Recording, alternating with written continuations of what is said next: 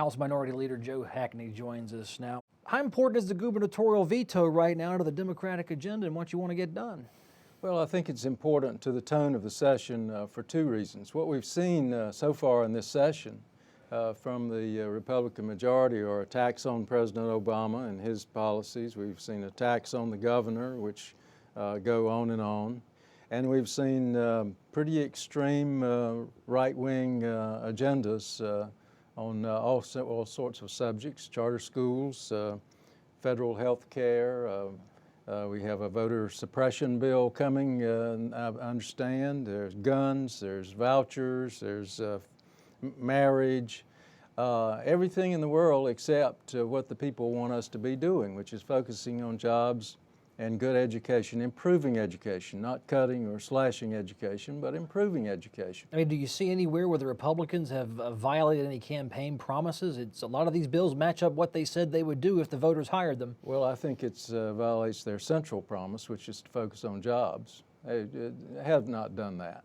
So not only are we seeing not focusing on improving the job situation, but actually going the opposite direction. And as I said, focusing on these secondary issues, which are all indications are secondary to the people of North Carolina. Do you see that as having to answer back to all the promises they made to their core constituents, that you do these bills up front, move them out of the way? We have a budget coming up in a few weeks, we're told. And North Carolina is a middle-of-the-road mainstream state.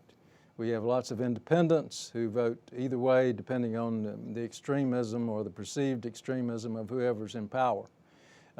And an extreme right-wing agenda is not where most of North Carolina wants this House and Senate to be going. On some of the responses that you're getting when you're standing up and preserving Governor Perdue's veto of certain bills, are you seeing that more as defending yourself against House Republicans or against Senate Republicans and the leadership in that chamber? Well, I think it's both. And we have a fairly diverse Democratic caucus.